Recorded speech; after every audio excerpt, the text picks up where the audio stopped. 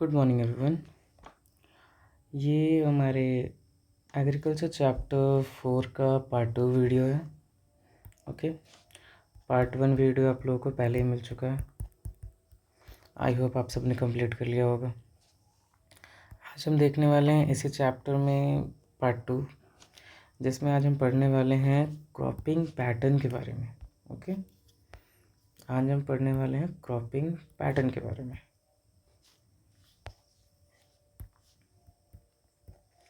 Cropping pattern of India. अगर हम India cropping pattern को देखते हैं ना, तो इंडिया में हम लार्ज नंबर ऑफ क्रॉप्स का कल्टीवेशन करते हैं। ओके, लार्ज नंबर, जैसे में राइस है, वीट है, बाजरा है, पीस, मस्टर्ड एक्सेट्रा। अब होता ये है ना कि जितने भी सारे क्रॉप्स हैं, इन सारे क्रॉप्स को इनके बोने के टाइम और काटने के टाइम, इसके अकॉर्डिंग हमने मेजरली इन क्रॉप्स को कुछ पैटर्न्स पर बांटा हुआ है, कुछ सीजन्स में बांटा हुआ है। उन्हीं सीजन्स के बारे में हमको पढ़ना है, जिनको हम बोलते हैं क्रॉपिंग पैटर्न। ओके, देखते हैं। So major crops of India. Okay, cropping season. अगर हम क्रॉपिंग सीजन की बात करें ना, तो इंडिया में या पूरे वर्ल्ड में हमारे पास होते हैं 12 मंथ। इन 12th मंथ में इंडिया में मेजरली 3 तरीके के कल्टीवेशन करते हैं: रबी, खरीफ एंड जायद। ओके, अब इनके बारे में अच्छे जानते हैं। देखो होता क्या, सबसे पहले आता है हमारा रबी क्रॉप, जिसका कल्टीवेशन हम करते हैं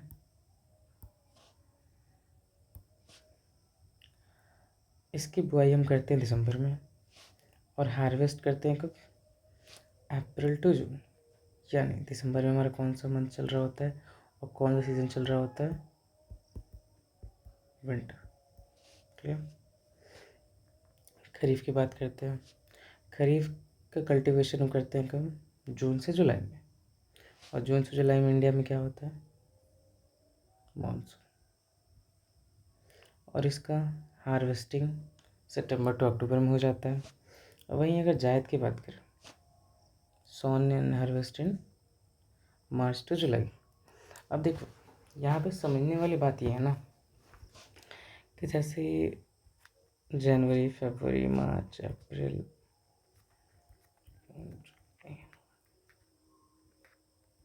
दिसंबर। अब देखो यहाँ पे बोल कह रहे हैं, जैसे हम यहाँ पे दिसंबर या अक्टूबर से यहाँ से लेकर यहाँ तक, और फिर जनवरी, फरवरी, मार्च यहाँ तक हमारा कौन सा क्रॉप चलता है? रबी क्रॉप। क्लियर। फिर अगर आगे बात करें,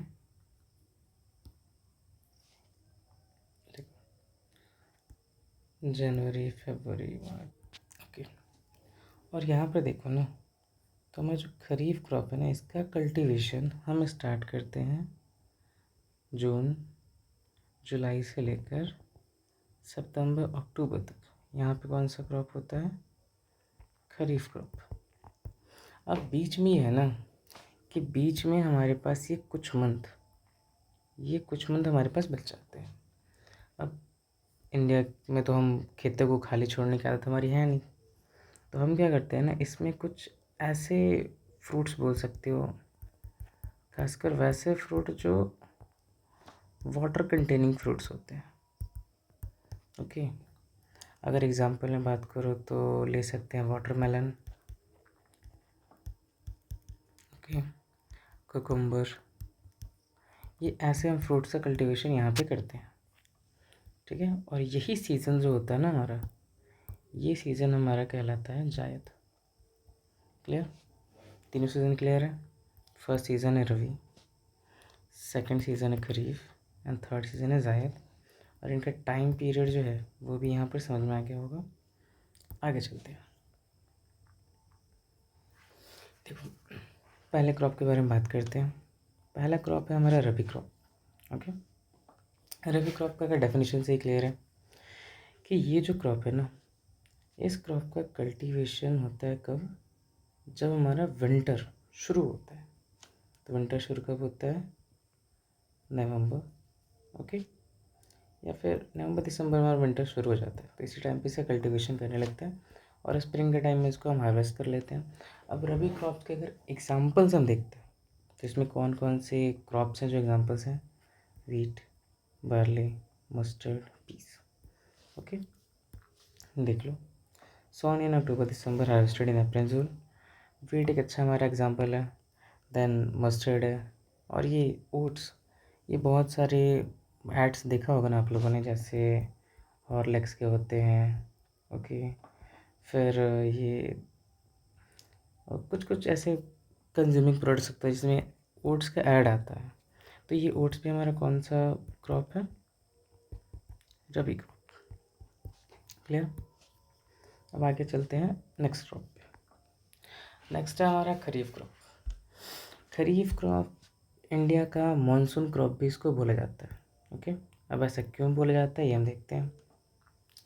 खरीफ क्रॉप की definition. Kharif crop are sown in the beginning of the monsoon season. बोल ये रहा है कि खरीफ क्रॉप का जो कल्टीवेशन है ना, वो मॉनसून के स्टार्ट के साथ ही शुरू होता है। और मॉनसून की स्टार्टिंग कब होती है? जून से जुलाई में। और इसका जो हार्वेस्टिंग है ये हम कर लेते हैं ऑटमन सीज़न के स्टार्टिंग में, जो कि होता है हमारा सितंबर अक्टूबर। और ये क्रॉप जो है डिपेंड करता है रेनफॉल पे, और रेनफॉल हमको कहाँ से मिल रहा होता है? मॉनसून से। ओके, और इसके लिए अगर क्लाइमेटिक कंडीशंस की बात करें ना, तो हमको चाहिए होता है ह्यूमिड वेदर। ह्यूमिड वेदर का मतलब समझ लो वार्म एंड ह्यूमिड वेदर, मतलब हमारा मौसम ऐसा होना चाहिए जो वार्म हो। दैट मीन्स सन हो हमारे पास। सन होगा तो ऑटोमेटिकली हमारे पूरा जो एटमॉस्फेयर है ये वार्म होगा। और ह्यूमिड के आने का मतलब अगर ये वार्म है तो हमारे पास ये वाटर के ड्रॉपलेट्स एयर में प्रेजेंट होंगे। तो ऐसा मौसम जब मिलता है ना, उसी टाइम पर हमारा खरीफ क्रॉप का कल्टीवेशन होता है। ठीक है, अब एग्जांपल्स में ये कुछ की फीचर्स हैं, पहले ये देख लो। जैसे sown with the arrival of monsoon, harvested in September, required high temperature and humidity, grow mainly in red fed region, rain fed region। Rain fed region का मतलब होता है ऐसे regions where rainfall is available in sufficient amount. Okay, sufficient amount. हम आगे चलो। अब ये हमारे कुछ एग्जांपल्स हैं, जैसे जैसे हमारा एग्जांपल हुआ राइस, मेज़, ज्वार, बाजरा, कॉटन, ग्राउंडनट, सोयाबीन, पल्सेस, मूंग, शुगर केन, जूट। ये सारे हमारे एग्जांपल्स किसके हैं? खरीफ क्रॉप के। अब साथ में देख लो कि कौन कौन सा स्टेट जो है वो टॉप प्रोड्यूसर है। राइस का टॉप प्रोड्यूसर कौन है? वेस्ट बंगाल। मेज़ का कर्नाटका, ज्वार का महाराष्ट्र, बाजरा राजस्थान। कॉटन का मेन प्रोड्यूसर कौन है? गुजरात। ग्राउंडनट भी गुजरात में ही होता है। ये ग्राउंडनट जो वो मूंगफली होती है ना, मूंगफली, उसी को हम लोग ग्राउंडनट बोल रहे होते हैं। सोयाबीन, सोयाबीन का टॉप प्रोड्यूसर कौन है? एमपी।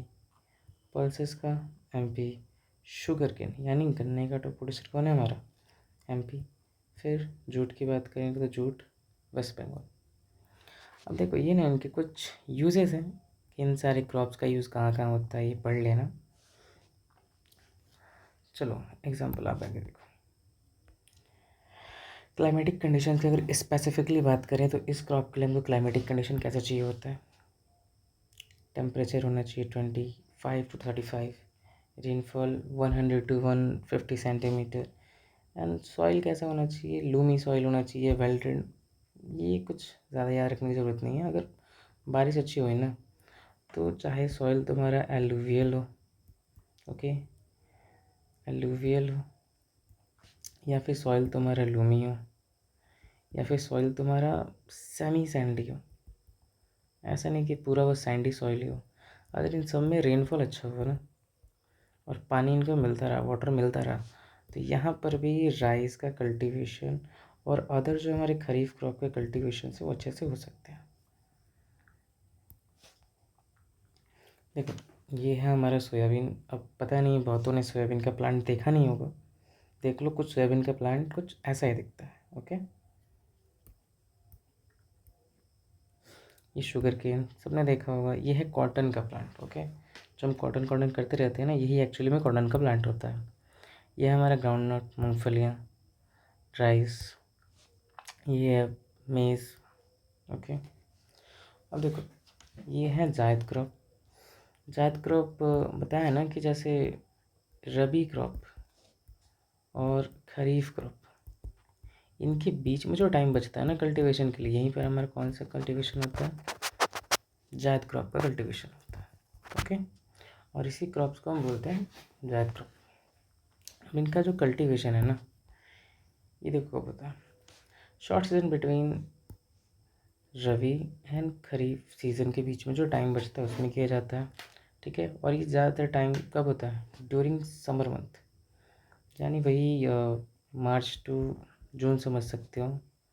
ओके, हम फरवरी तक रबी को हार्वेस्ट कर चुके होते हैं। ओके, और हमको जून में कल्टीवेशन करना होता है खरीफ का, जिसमें हमारा टाइम बचता है उसमें हम क्या करते हैं, जायद का कल्टीवेशन करते हैं। आई होप अब किसी को कन्फ्यूज़न नहीं होना चाहिए इसमें। अब देखो करीब अब जो क्रॉप्स है ना इसमें, जैसे कौन कौन से इसमें क्रॉप्स होते हैं, तो इन क्रॉप्स में समझ सकते हो watermelon, musk melon, cucumber, vegetables and fodder crops, यानी ऐसे क्रॉप्स ना जिनका यूज़ हम एनिमल्स के लिए करते हैं, एनिमल्स के चारे के लिए, फीडिंग के लिए। ठीक है, तो उनको तुम फॉडर क्रॉप बोल सकते हो।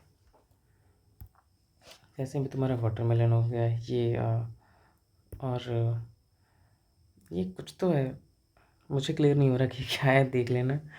ठीक है, अब आगे चलो। अब बोर्ड्स एग्ज़ाम में एक क्वेश्चन जो है वो सबसे ज़्यादा कॉमन होता है किसी भी एग्ज़ाम में, वो है तुम्हारा difference between rabi and kharif crop. Okay, difference देखते हैं कि डिफरेंस क्या क्या है। देखो रबी क्रॉप जो है, rabi crop are sown in winter from October to December, और ये कब सोन किया जाता है, हमारा on the onset of monsoon in different part of the country. जैसे हमारा मानसून आता है तब खरीफ का कल्टीवेशन होता है, हम स्टार्ट करते हैं उसका बोना, और विंटर के स्टार्टिंग में हम करते हैं रबी का बोना। ये तो पहला डिफरेंस हो गया कि रबी का कल्टीवेशन विंटर के स्टार्टिंग में होता है और खरीफ का कल्टीवेशन रेनी सीजन के स्टार्टिंग में होता है। अब ये क्रॉप जो है हार्वेस्ट हम कब करते हैं, अप्रैल टू जून, यानी स्टार्टिंग समर के स्टार्टिंग में। ओके, और इसका जो हार्वेस्टिंग है ना, हम कर लेते हैं विंटर के स्टार्ट होने के पहले। ओके, बिफोर विंटर, क्योंकि विंटर में अगर इसका हार्वेस्ट हम नहीं करेंगे तो फिर हम रबी कैसे बोएंगे। अब एग्जांपल्स में देख लो, रबी के फेमस एग्जांपल्स है वीट, बार्ली, पीस, ग्राम, इनको हम क्या बोलते हैं, रबी क्रॉप। जबकि खरीफ के कुछ एग्जांपल्स ये हैं, पैडी, मीज, ज्वार, बाजरा, तूर, मूंग, उड़द, कॉटन। ओके, अब देखो ना, रबी क्रॉप जो है इसको चाहिए होता है hot weather, okay, and a large amount of water to grow. अब देखो यहाँ पर कन्फ्यूजन क्या आ सकता है, हमने बात किया ठीक है कि इसकी बुआई कब हो रही है, दिसंबर, दिसंबर में इसकी बुआई हो रही है, और दिसंबर में तो हमारा विंटर होता है। और ये यहाँ पे क्या बात कर रहा है, इसको कैसा चाहिए, हॉट वेदर चाहिए। तो कॉन्फ्लिक्ट हो रहा है ना कि यहाँ पे विंटर चाहिए बोने के लिए, बट यहाँ पे हॉट वेदर की बात करते हैं। ये पता है कब की बात कर रहा है, ये बात कर रहा है हार्वेस्ट के टाइम की। हार्वेस्ट का टाइम अगर यहाँ पर तुम खासकर देखो ना, किसी भी रीजन में अगर तुमने कभी देखा होगा कि वीट का कल्टीवेशन कैसे होता है, वीट की जो सोइंग होती है वो तो हम विंटर में करते हैं, लेकिन हार्वेस्ट के लिए ना जब हमारा मैच्योर प्लांट तैयार हो जाता है तब हमको चाहिए होता है हॉट वेदर। अगर हॉट वेदर नहीं होगा तो वो हार्ड नहीं बन पाएगा, वीट तुम्हारा सूखेगा नहीं, सूखेगा नहीं तो फिर वो तुम्हारा तुमको जो वीट के ग्रेन मिलते हैं फाइनली मिलेगा नहीं। ठीक है, तो इसका मतलब ये समझना कि यहाँ पे जो हॉट वेदर की बात कर रहा है ना, ये हॉट वेदर का, तो ये हॉट वेदर बेसिकली बात कर रहा है कब, हार्वेस्टिंग के टाइम की बात कर रहा है। और large amount of water to grow, ये खासकर ये सोइंग के आसपास की बात कर रहा है। ये देखो खरीफ क्रॉप जो है इसको चाहिए होता है warm climate for seed germination and cold climate to grow. ठीक है, वार्म क्लाइमेट सीड के लिए कब, मानसून के टाइम में। मानसून के टाइम में जब तुम खेतों में सीड डालोगे तब तुम्हारा क्लाइमेट कैसा होना चाहिए, वार्म। ये कोल्ड क्लाइमेट टू ग्रो, जैसे बारिश होगी, बारिश होने के बाद ये रेनी सीज़न और विंटर सीज़न के बीच में ना ये जो टाइम पीरियड आता है ये थोड़ा एक नॉर्मल टेम्परेचर होता है, कूल टेम्परेचर होता है। ओके, जहाँ पर हमको ना ही ज़्यादा ठंडी लग रही होती है ना ही ज़्यादा गर्मी लग, जैसे अभी का मौसम देख सकते हो। अभी के मौसम की खासकर बात करें तो अभी का मौसम भी वैसा ही है, इसमें ना ज़्यादा ठंडी है ना गर्मी है, तो अभी का मौसम की बात कर सकते हो। और कोल्ड क्लाइमेट मतलब ग्रो करेगा अभी के टाइम में। ओके, अब क्या है, अब ये पॉइंट इग्नोर कर देना, ये पॉइंट कुछ ज़्यादा खास नहीं है। ठीक है, ये बस बता रहा है कि ट्रांसलेट करोगे तो इनके नाम का मतलब क्या निकलता है, क्योंकि ये नाम कहाँ से ओरिजिन हुए हैं, तो मुझे नहीं लगता कि ये ज़्यादा कुछ जानने की ज़रूरत है, इसे रहने दो। ठीक है, तो आज के लिए इतना ही। जाओ NCERT अपना पढ़ लेना, अगर कोई डाउट होता है तो पूछ सकते हो। ओके, अपने डाउट्स कमेंट में लिख दो, अगले क्लास में होगा तो आपके डाउट्स को क्लियर करते हैं। Okay, thank you, bye.